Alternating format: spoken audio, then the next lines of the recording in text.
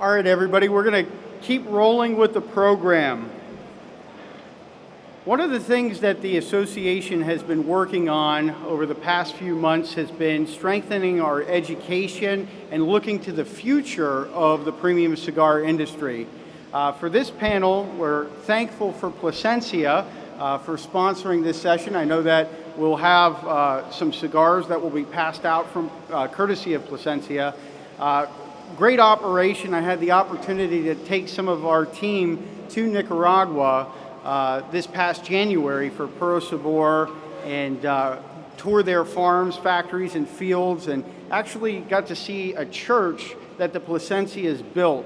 And that's just a unique kernel and unique story of the premium cigar industry in a beautiful country like Nicaragua. I'm sure you've heard about Honduras, and there's countless stories about the Dominican Republic. So the partnership with the PCA in facilitating those experiences, those understandings, that is one of our priorities for this next session. To help strengthen the educational outreach of the Premium Cigar Association, we signed a partnership with the Cigar Academy recently. And to introduce the next panel, my dear friend Ricardo Caroni, please come on stage and introduce our next panel of the Cigar Academy.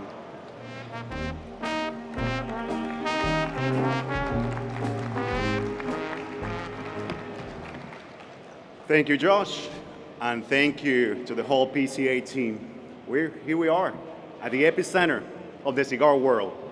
Good afternoon, ladies and gentlemen. It is a great honor and a great pleasure to be with you all here today, welcoming you. My name is Ricardo Carioni, as Josh said. I'm the co-founder of the Cigar Academy. I'm also with Casa Turrent, which for 145 years have been growing some of the most beautiful tobacco in the heartland of the Tuxtla in San Andres in Veracruz. So it's a great privilege to be part of that family. It's a great privilege for me to be here today and introducing what I think is going to be one of the most exciting conversations, but more than a conversation, the next generation of cigar makers and the fantastic, inspiring leaders who are going to be talking here today. This is, as I said, it's more than a conversation. This is a statement. This is a declaration. It's a declaration that our industry is looking ahead. We're uncompromising our legacy or tradition, but looking ahead with innovation, with purpose, with a vision. You know, we have been in our industry always with several issues, right? From social revolutions to environmental conditions. You know, you have earthquakes and volcanoes and so on. I'm from Nicaragua, the land of lake and volcanoes, and we know the beauty that it gives to the soil, but also the challenges that it brings. But it fills me with a lot of confidence, profound confidence and optimism when I see the new generations, when I think of, fantastically said, when I think of Jose Luis Plasencia, when I think of class, right? When I think of class, and to me he's a synonym, he's a symbol of excellence, of the Kellner family. So I hope that today, the panel that we're going to be invited to listen, and I ask you passionately to lean in, to listen, to be part of it, because what I'm expecting to hear, once again, is that whilst we keep our traditions, we're utilizing, and I congratulate the PCA for doing so, education as the strongest tool. As a very wise man from Africa once said, that man was Mandela. So in many ways, this commitment to innovation without compromising the artistry, the agriculture, and the authenticity that define premium cigars. And I have this very strong belief that cigars are not just going to be a product, that they stay and they will remain what it is for all of us, a ritual, a passion, a way of love, not only a way of living, but the lives themselves of all the communities here in the US, in Nicaragua, in Dominican, in Mexico, in Cuba, and all over the world that grows tobacco. So with immense pride and anticipation, I invite you to listen and give a warm welcome to Lisette, to Class, and Jose Luis. So join me with a big round of applause to them, and thank you very much.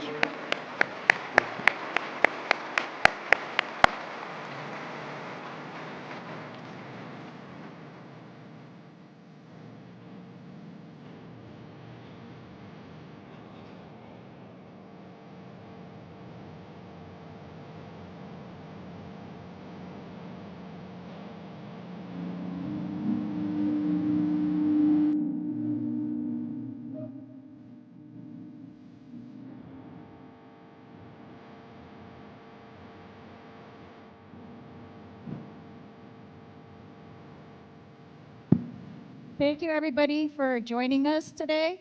I'm very happy to be sitting here with these future and present generations. And like I said, thank you very much. This is my first time moderating, so please be patient. And we welcome any questions at certain points during the conversation. So, one of the first things that comes to mind for me, being a fourth generation, is the early experiences I had with my dad. And a lot of people ask me, when did you try your first cigar? Right? And I'm kind of sometimes a little bit embarrassed to say, but it was very early. I remember we were sitting in a pickup truck where we would go from Little Havana to somewhere around 10 blocks from there to pick up tobacco.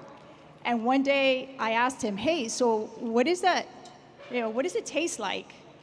And he said, well, why don't you try it? And I did, and it's always one of those memorable experiences for me to be able to share something. Obviously, it was just one puff, but it was something that stays in my memory from my childhood. Running around the factory and just the experiences that I had, being able to listen, to Cuban cigar rollers. We were in Miami, but they were mostly Cuban, and just learn from their experiences. So one of the questions that I was most excited about asking is, tell me about your first experience with cigars, and you could start. Well, I was about 14 years old the first time that I smoked a cigar. I was in the fields with my dad and everything, and he was explaining me the whole growing process. And like, he was explaining me, right, all the different steps that takes to make a cigar, right? And that everything starts in the farm. And like, I was amazed, like, listening to his stories and everything. So you are old enough to try a cigar, son. So he gave me one, and we smoked a cigar together, and that's a memorable experience that I will never forget. How far along did you get? Did you? No, I only have one puff. just a few puffs, just a few puffs. Okay. And Yeah. how about you? What is one of those first experiences that you had with a cigar? Well, first, thank you, Lisette. Thank you, PCA, for having us here. It's a great moment for the new generation, and we're happy to share.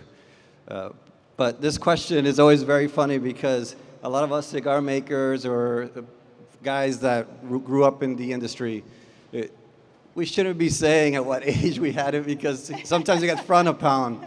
But if I can be honest with you guys, and I normally am, I always like saying my first memory of tasting a cigar.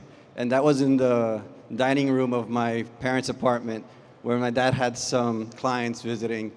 I just went up to the dining table and I asked, hey, what are you guys tasting? And yeah, you want to try it? And at the age of 4 years old, You beat me. I was 7. my dad let me try my first puff of a cigar. But it wasn't till about the age of 7 or 8 where in seminar format, something very similar to this, that my dad and my mother allowed me to sit in the back, and my dad would be up on stage, and he would be trying different types of tobacco, enjoying a full cigar at the end of the seminar. And at the age of 8 or 9, I was enjoying full cigars in class format, learning about the agriculture, learning about the fermentation, and learning about how each tobacco tasted already at that age. And it wasn't really until the age of probably 16 or 17 where I really took up enjoying cigars on a day-to-day or every week or so. But I was already in class format at a very young age. Okay. So, a good school. Yeah, Thank you, Dad. The best. Experience is the best. So another question that I have is, were you ever, I guess, in your adolescent years, tempted to do something else? Or did you always know from kind of the beginning, this is what I want to pursue? Just watching your family do it? So in my case, right, listening to my father and my brother speaking about everything that we do right, as a family and everything and all the previous generations, like I wanted to be part of it. But like when you're young, you don't truly understand everything, you know? It's just like you can tell the passion and everything, but until like you're full hands on, you understand like the magnitude of the beauty of cigar making, you know? So I wanted to be part of it, but I also wanted to do something on my own. So my path in life was that I was gonna do something on my own, and then later on to bring all the experiences to the family business, right? So when I was about to graduate from college, I had already an offer from the bank. I was gonna start working at a bank as I studied finance and everything. And 2 weeks before the graduation, my dad sat down with me. And he goes, son, I know you have an offer, but I'd like you to give me a chance. He goes, I'd like you to give me a chance.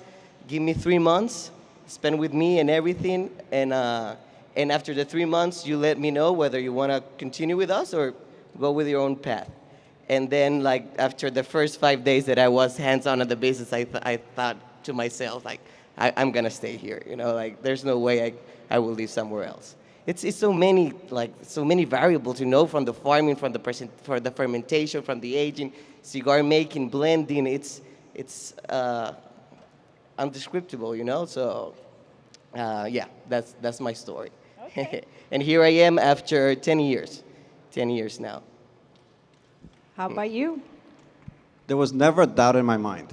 I think my dad doubted me more than I doubted myself. I always knew I wanted to be in the industry. It's kind of like how you're saying. Once you live it, you grow up in it, you see the clients, you see the workers, you go to the farm. There's something about it that is so attractive that makes you fall in love with it. I never doubted it. I remember at the age of 15, my dad sat me down and he said, so have you thought about what you're going to do? And I was like, well, I'm going to do what you do. And I remember in school, and there would be career day, and I would show up to career day where everybody's showing up. I want to be a firefighter. I want to be a soccer player. I would show up as an engineer because that's what my dad studied. And I would put on my Panama hat, and I would have cigars in a Christian school. The teachers would take away my cigars.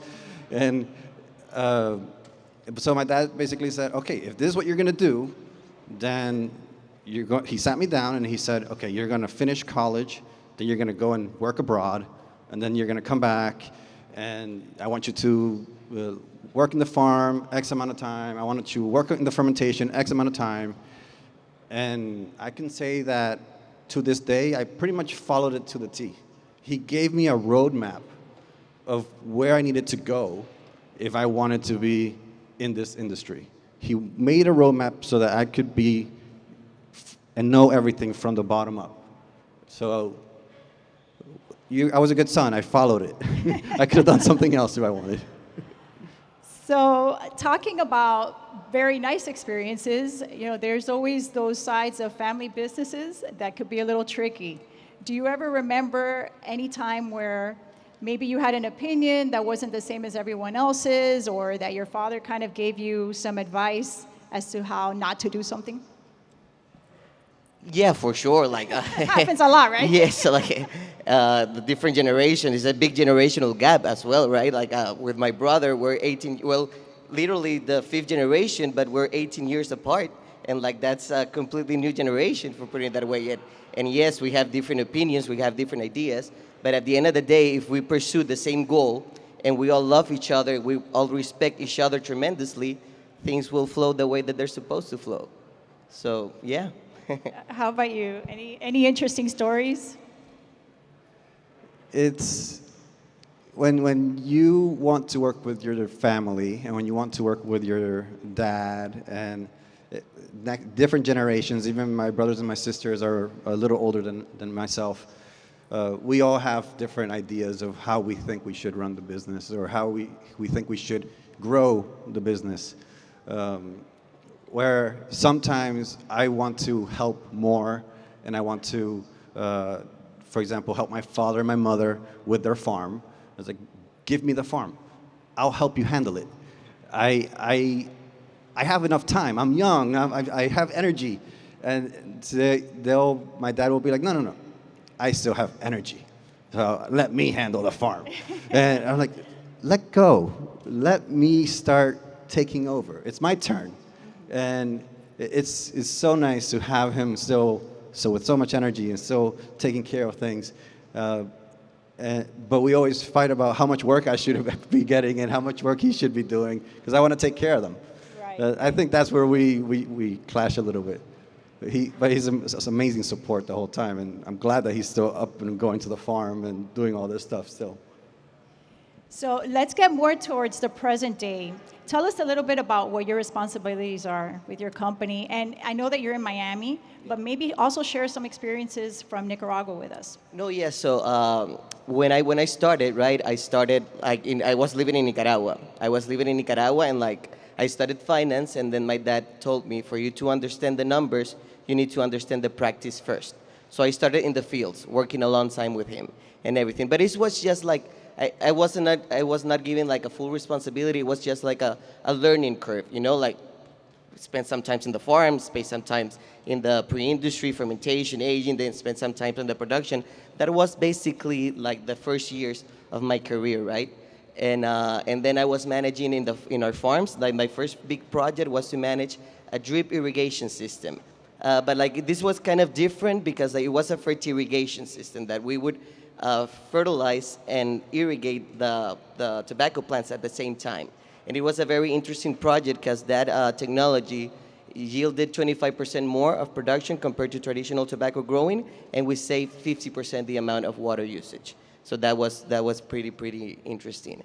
And then, as you may know, like my family the main businesses have always been growing tobacco and making cigars to others. And then in 2017, we decided to open up our distribution company and have our own brand out there. My brothers and myself, we wanted to honor the previous Plasencia generations with a Plasencia branded cigar.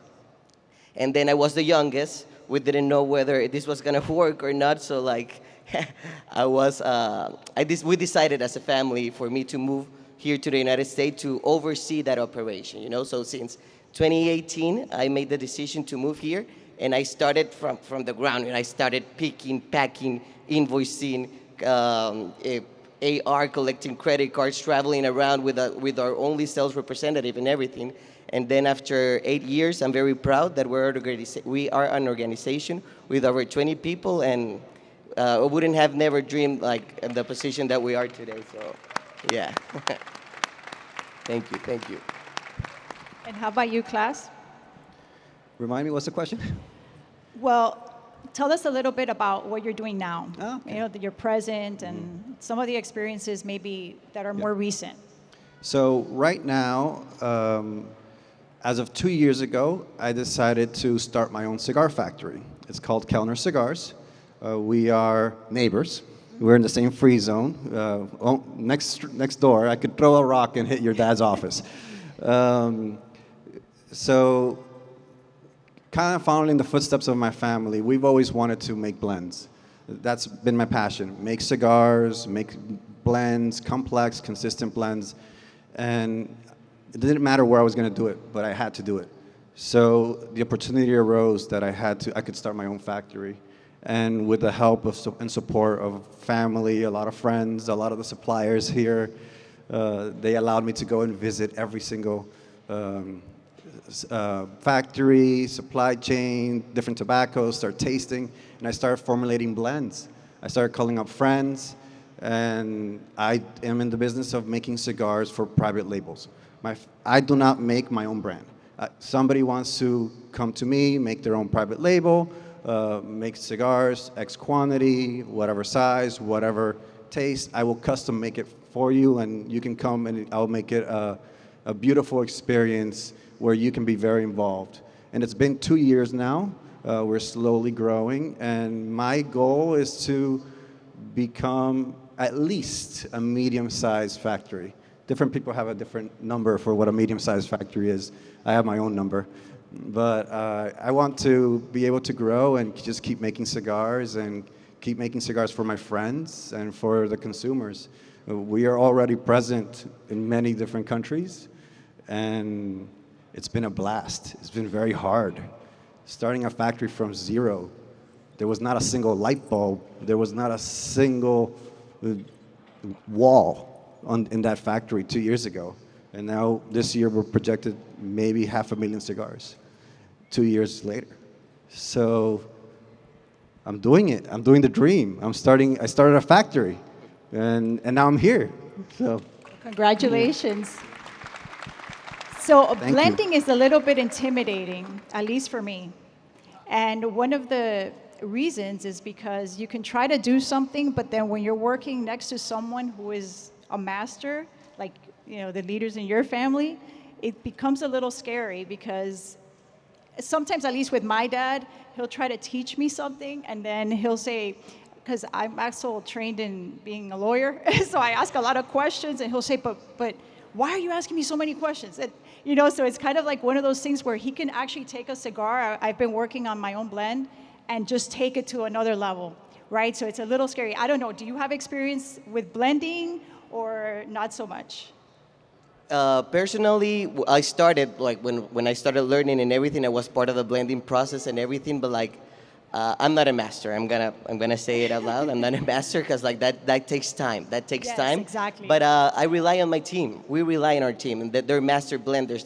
We have a team exclusively tasting bales, tasting tobacco bales from different regions, whether they're seco, biso, ligero, and everything. Because like every season, tobacco is different. So you gotta make sure to continue tasting those different tobaccos and everything, because eventually we'll end up on the consistency of the many different brands that we produce. So yes, I rely basically on our team. I rely on my dad too. Yeah. How about you? Since you have your own factory, you probably have more experience. And how was it in the beginning, taking that real step, not just kind of playing with blending, but actually taking that real step? I am not a master either.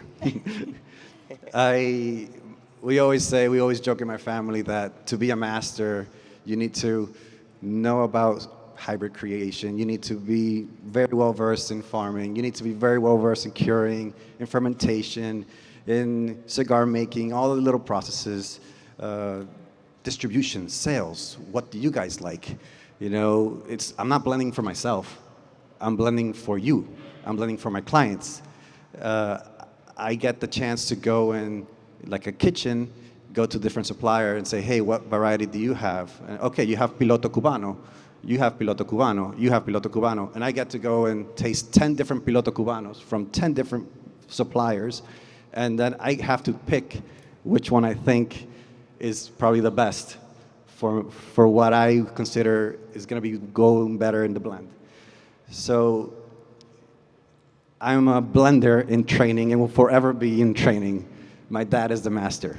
He's the master. Yes. So it's very funny when the master walks into your office, sits in front of you, asks for coffee. What are you blending today? Because we're constantly blending. And he has set himself up in my office where I have a whole corner with hundreds of books. Those are his books. The small bookcase behind me is my books. And then we smoke the cigar. I give him a cigar that has no label, no nothing. He kind of knows what's in my inventory. And then he will start smoking and be like, this has Piloto Cubano, Viso, 20%. Damn it. And it has Criollo 98, but this one is Ligero, and it's 40%. And he gets the blend like 80% of the time. And I'm like, it's not a secret for him. So when you have somebody that's always pushing you to be better, and it's always, taking you to the next level, and criticizing you in a good way, constructively, for the littlest details, you strive for perfection.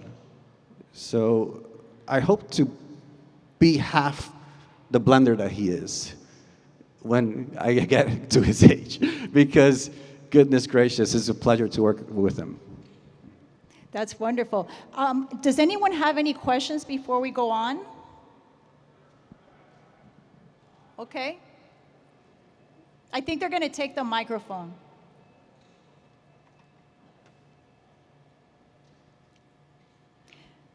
So while they take the microphone, another question that I have is, what are some of the challenges you faced? You discussed some of yours. Have you faced any challenges, I guess, when you started this? You said you kind of moved to Miami and took over a lot of responsibility. Yeah, that was the biggest challenge, right? The biggest challenge is and a big responsibility, because again, we did this to honor the previous Placencia generations, and like we wanted to do it right, you know. And like one of the things that my father taught me when I first started is like, everything you do, son, do it right or don't do it at all.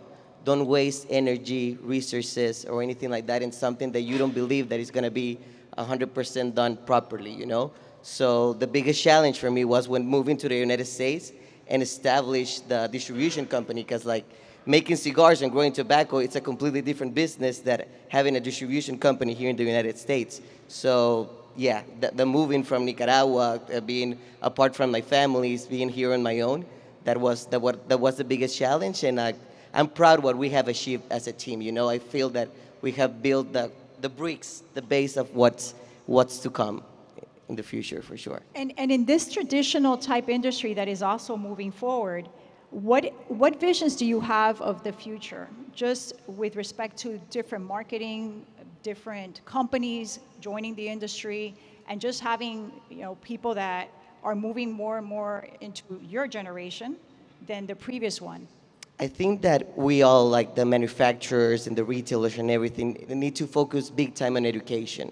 And education, because like I do believe that this industry is still in baby steps. The potential that we have with properly educating the future generation of smokers and everything, the actual, it's unparalleled. It's unbelievable the things that we could do, all of us as an industry, to properly educate all the people, like different educational platforms, through social media, virtual tasting, being part of the community, letting the people know what cigars are all about, you know, like having a great conversation and everything, and enjoying life. Cigars is for life enjoyment. So I think that we have a big challenge, all of us as an industry, to continue educating the consumers and continue educating the future generations.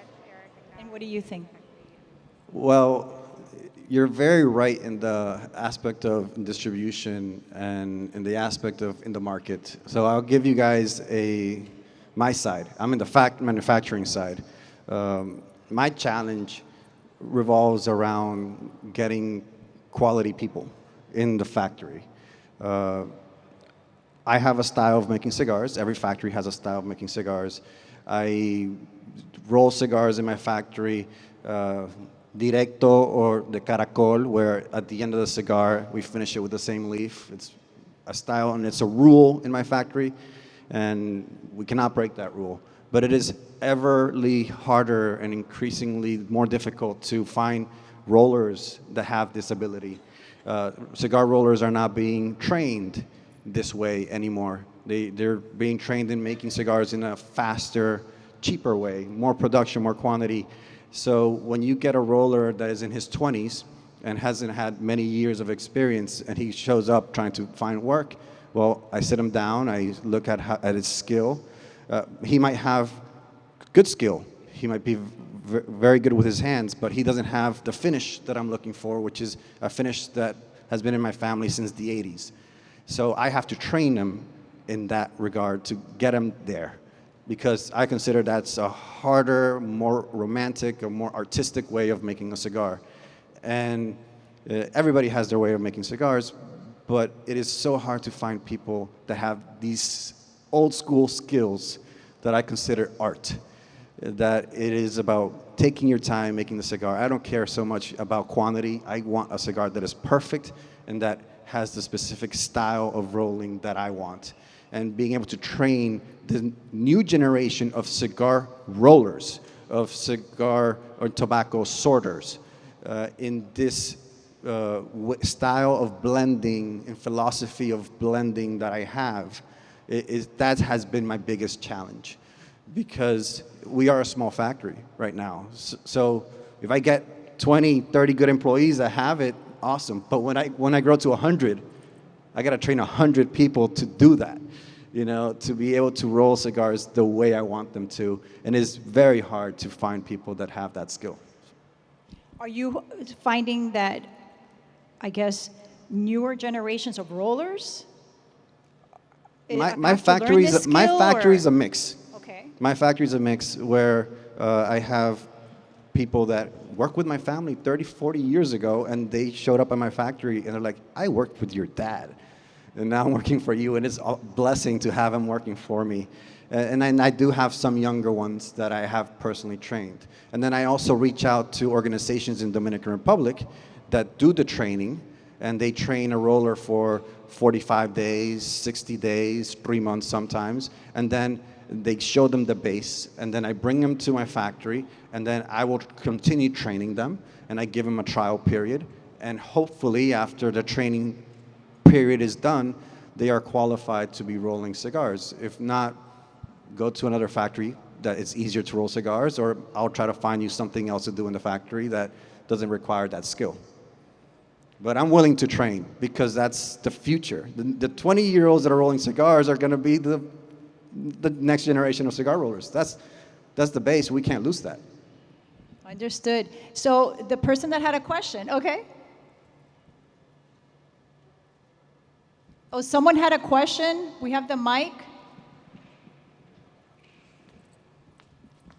Hi, everybody. I wanted to say I'm heroes of all three of you. I think all three of you are heroes, but I love hearing the stories with your family.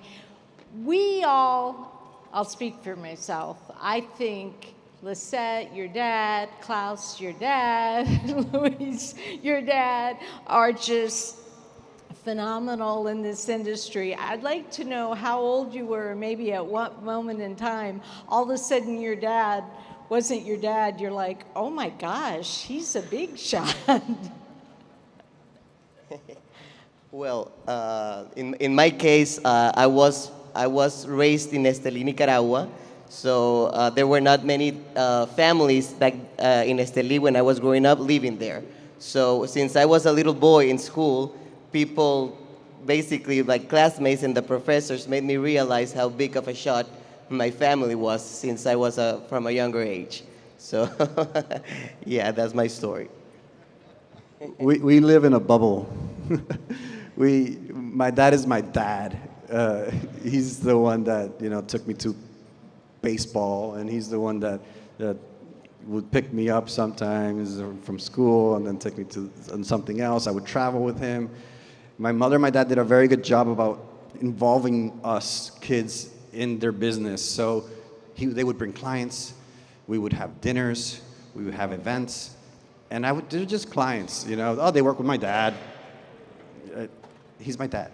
But then I remember specifically one time we were walking in Boston, and we're just walking through the streets, and we walk past a cigar shop. I'm in my late teens, and then we walked by a cigar shop, and like 20 people rushed out of the cigar store because they saw him walking through the window on the street, and they were all taking pictures with him. And I'm like, who are you?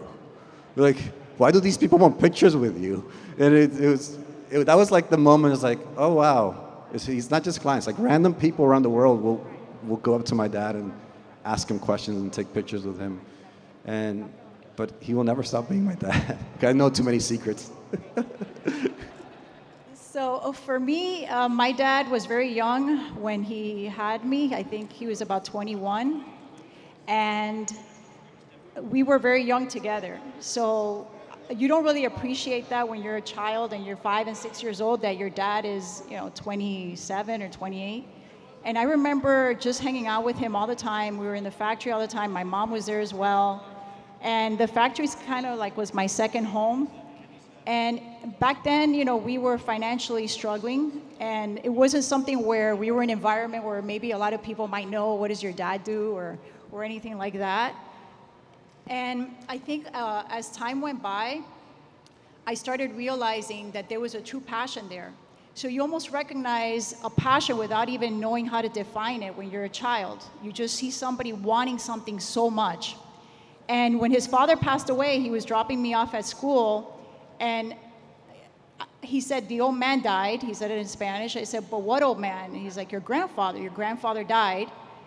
And I just kind of looked at him, and there seemed to have been like, this kind of fear almost, like, now it's going to be me, And I think that that's the moment that he really owned it.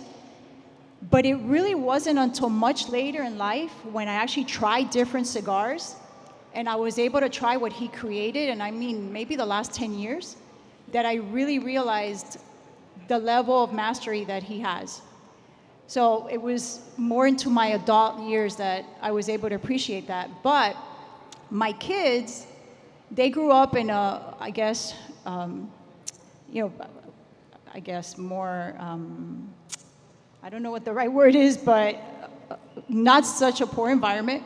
So where people there maybe did smoke cigars and did enjoy, you know, the more luxurious things in life.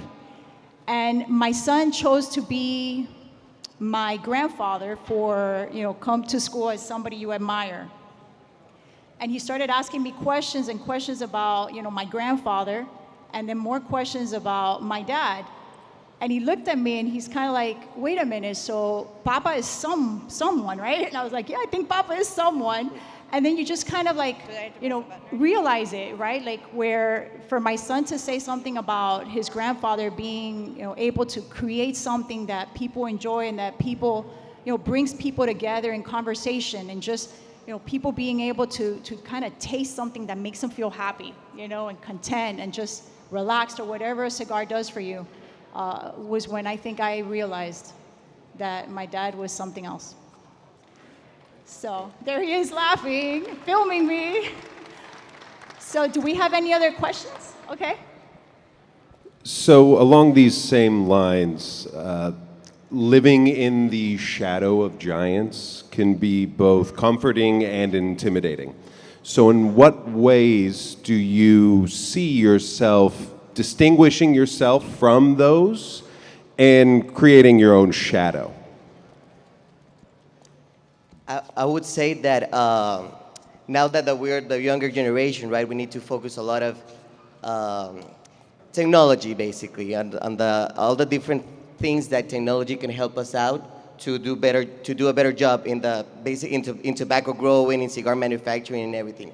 So I think that we have a big shoes to fill and everything, but like we need to apply, like find the right balance of everything that our past generations have done with what the future can offer us. So I think that we need to play a big role in enhancing technology to make cigars better eventually, to make cigars better and make this industry bigger in the way that it's supposed to be. I strive to continue in his footsteps, in my family's footsteps, in my blending. I tried, if you enjoy one of my cigars, a lot of people say, I can see where you were taught. I can see the style of blending that you have. And there's a lot of very similar nuances in the way that I blend cigars to my father. But I am also, because of how my factory is set up, because of the different suppliers I go to, I'm not afraid to try new things. I'm not afraid to try new tobaccos that I've never tried before.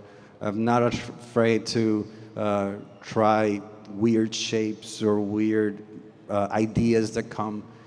And you will see how my cigars slowly start to stand out, but with the reminiscence, the idea of what my family stands for.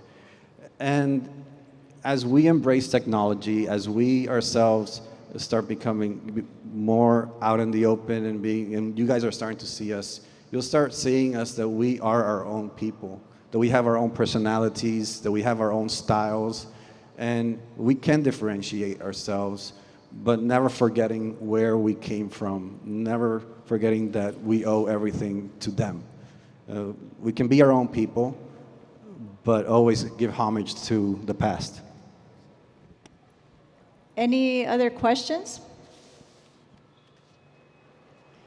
So another question that I have is, I know that your siblings are involved in the business. Has there ever been a piece of advice, because I know that our parents give us a lot of advice, but that your siblings might have given you that you found very useful? No, for sure. Like, my case is a very particular case because, like, my siblings are way older than myself, so they play a sibling parent role when I was viejo. when I was growing up and everything. So my brother Nestor Andres have taught me a lot of things. You know, and to continue like the family legacy, you know, like be resilient, be humble, be responsible, be focused. So yeah, my siblings are my parents basically as well. So I love them a lot, and like we respect each other and love each other, and that's important, and that's my mom and dad job at the end of the day, that make us the family that we are today. How about you? There's normally two things. It's very much in line with what you say. My family always tells me that stay loyal. My family has always operated with one word: loyalty. If you are loyal to your suppliers, they'll be loyal back to you, giving you the best tobacco. If you are loyal to your customer, your client, your client will be loyal back to you.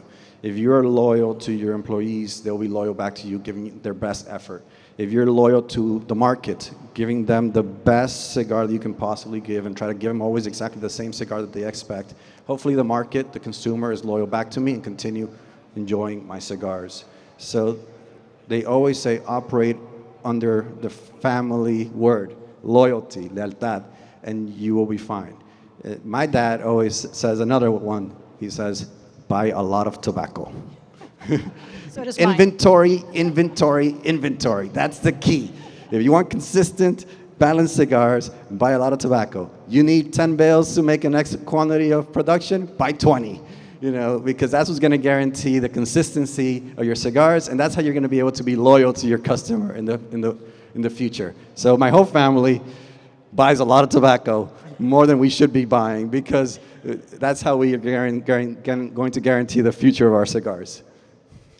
So another fun question: what is your favorite cigar right now, and why?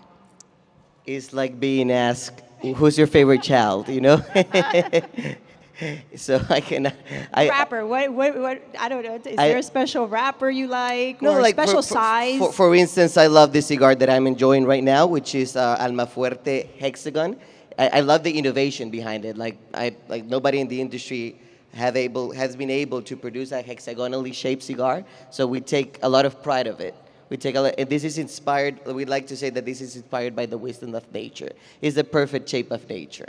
So yeah, if I want to stand out a particular cigar on our portfolio, it would be this one that I'm enjoying right now. And tell me the story behind it.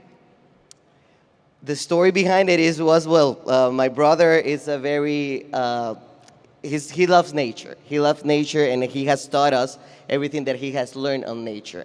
And like the shape of the beehives is a hexagonal shape, you know. So like that's where we take our inspiration from. You know, so like we like to make great cigars inspired by the wisdom of nature. So that's how the idea came in, and I think that it was a very, very good, innovative idea. And what's your favorite cigar right now? That's impossible to answer. I love different types of tobacco.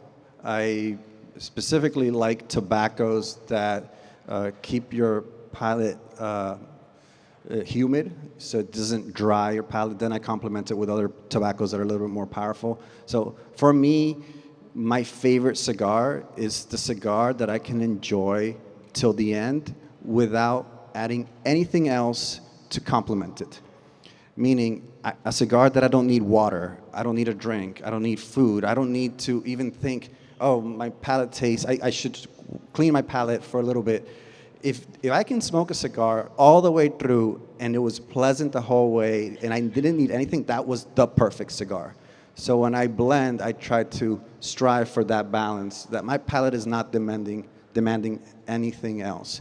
I do love certain shapes, like I think the more beautiful figurado shapes are just splendid works of art.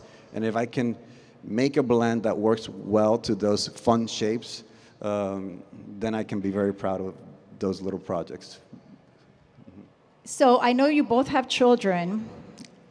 What is your vision for them in the future? And I know that you both said that they're going to find their own way, but what would be your wish come true?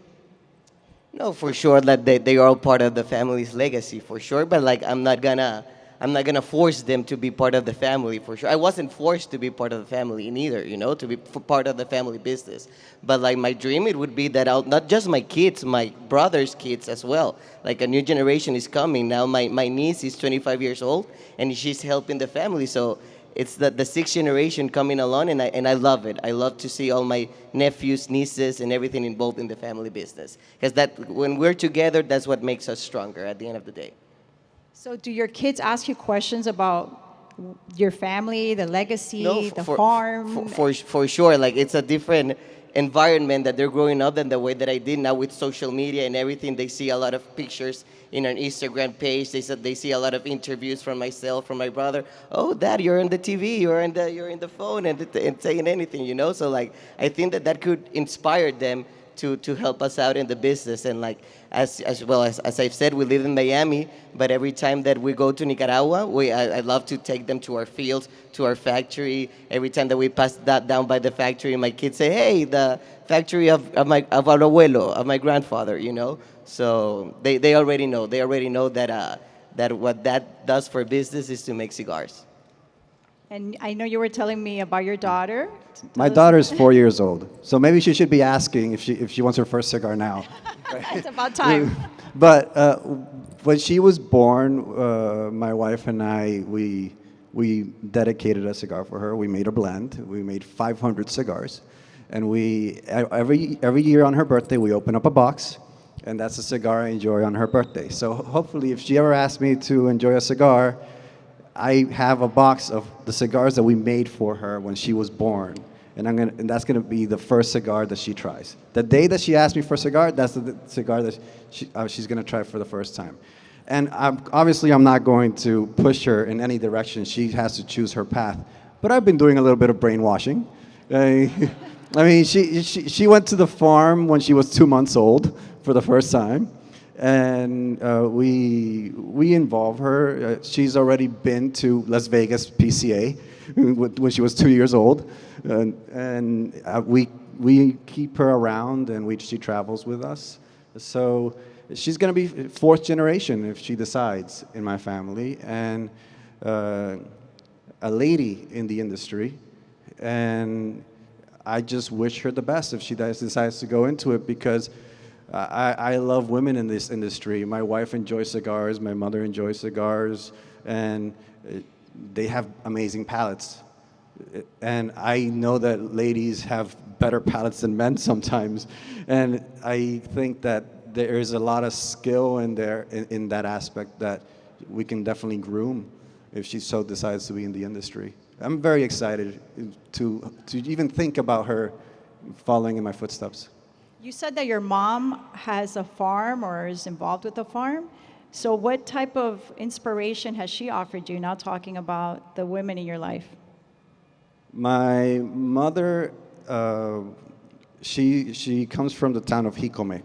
And when my grandfather passed away, we inherited a lot of land. My grandfather was more so in rice, coffee, cattle. And when we inherited that land, we changed the land that she got to tobacco, and we've been growing it since. A lot of you guys have visited that farm, and my mom loves her farm. She loves the people in that area, and she's just a sweetheart. She is Mother Teresa, like I call her. So her humble way of being around all the people that helped us grow that farm is an inspiration to me. So does anyone have any questions at this point? Because, okay.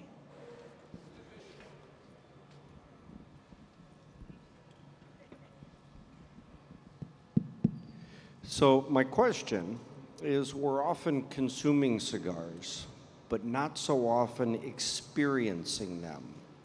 Do you have any recommendations on how often you should really dedicate time to experiencing a cigar and how to do that? I get critiqued a lot.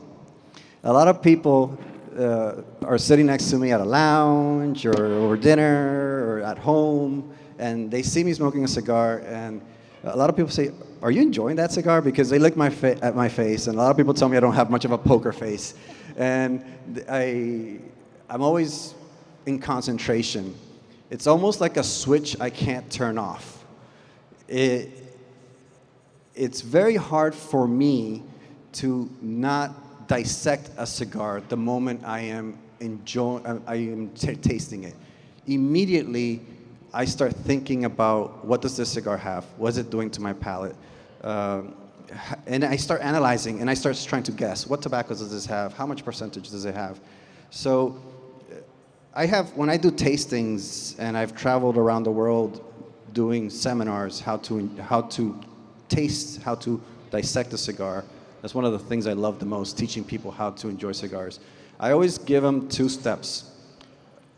First, think about in your palate, what areas of your palate are being stimulated.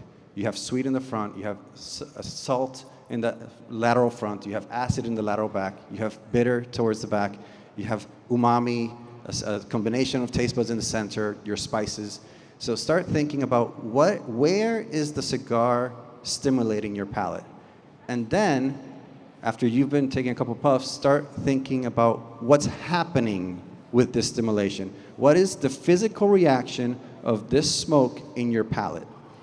And then you'll be able to understand how your palate is reacting to it and start being able to understand what possible tobaccos are inside. Obviously, enjoy cigars. It's not homework.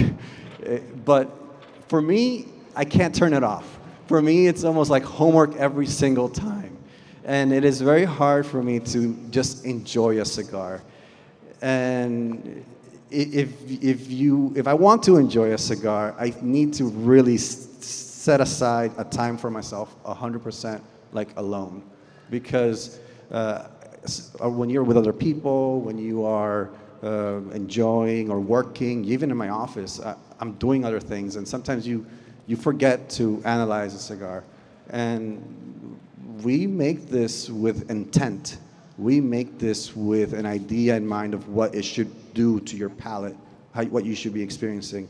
So give respect to the cigar maker, and at some point, every cigar should be analyzed. But enjoy it. It's not homework, guys. How about you? Well, in my case, I enjoy every cigar that I smoke, basically, you know. So that's a You're very blessed. that's a very tricky question, and we're blessed to be in the industry that we are. I truly believe that. So, it all comes to each person, you know, the way that they want to enjoy the cigar the best. I smoke a lot of cigars every day, and every cigar that I smoke, I enjoy it tremendously, you know, while I'm working. And then, but like, if I want to give a recommendation, do it with your friends. Do it with your friends, and like, when you're doing events and everything with people that you don't know, and like that, because that's what cigars are about, having great conversations about life and enjoying life's greatest moments, you know. So that would be my answer. Any other questions? We're going to be wrapping it up soon, so if anyone has any other questions now. So my final question is, we're here with a lot of retailers and manufacturers, but if there's something that you wanted to share with a consumer about you, we talk a lot about our parents and our heritage, but just about you and what you love about this industry, what would you tell that consumer? No, I would like, I love the people that have taken a moment to enjoy cigars, you know. So like, and again, like I said, you know, like I do truly believe that we're in baby steps, you know, in this industry, because like I get a lot of answers that, oh, I enjoy a cigar, I smoked a cigar once, but it gave me a big headache, it made my stomach blurry and everything, and that's because that person was not properly educated, you know, because like this is something that it takes time. I'm always on the analogy that when we first drank our first beer or our first glass of wine, whatever, we didn't like it. We didn't like it at all. But it's something that is socially acceptable, that you try the second time, you try the third time. And then as time passed by, your palate got developed, and then, this wine tastes like this beer tastes like this.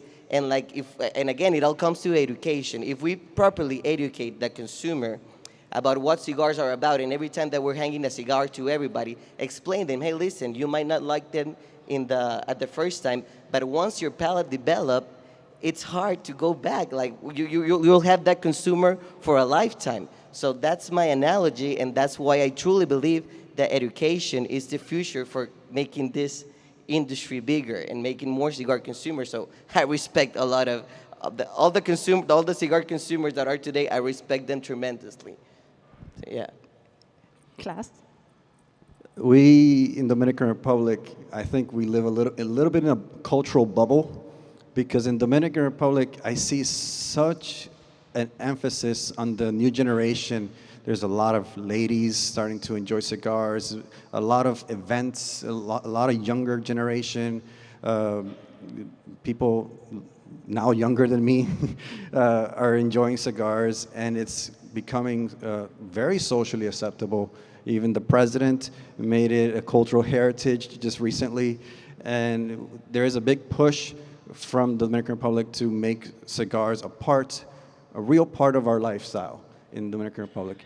And when you travel and you go to different countries, different states, there's different regulations, different people trying to impede and create barriers of entry into the market. So if I have to say anything, guys, keep fighting for the industry. You know, it's not just PCA, it's not at the higher level. Even the smallest retailer can put their part into trying to make the barrier of entry and make it more socially acceptable to enjoy cigars. So keep pushing, keep fighting for us, because I want my daughter to have the same opportunities that I am having. I want the next generation to be able to enjoy cigars, and it is increasingly becoming harder to enjoy cigars. And just like you're saying, education is key. Make sure that when you have a person next to you and it's their first cigar ever, try to control it. Give them the proper cigar for that moment. Try to explain to them what they should be experiencing, why they are experiencing that cigar, and why they are enjoying it in that environment in that way. Because if your first experience is a bad one, they might never go back to enjoying a cigar. So education is key, and being able to mentor, foster the new generation, and create new cigar aficionados is super important for us. I know I'm doing my part with all my friends and everybody I know and everybody I meet, but then at a political level, at a global level, we have to be able to break those barriers and make cigars more accessible and more fun for everybody. And be loyal. Stay loyal. That's the last thing. We are such a tight, small community. We are a family. So as a family, we should all help each other out and make this industry grow. Be loyal to each other and help us grow. That's all I ask of you guys. Well, I was worried when I heard that the Quesada sisters weren't feeling well and it'd be just us three, because we had a whole hour. And I'm looking at the clock and we did it. And I thank you so much. You made this so easy for me. And I'm sure everyone here enjoyed it very much. You're both very well spoken, very passionate. And I admire what you're doing every day. Thank you. Thank you very much. Thank you. Thank you all. Thank you all so much. Very insightful. The future is bright for the premium cigar industry because of people like this on stage.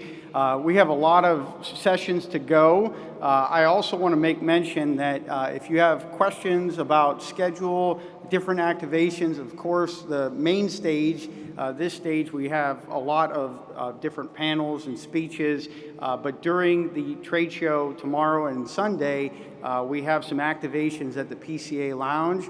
We have a session on Sunday about tariffs, which is the topic of the day.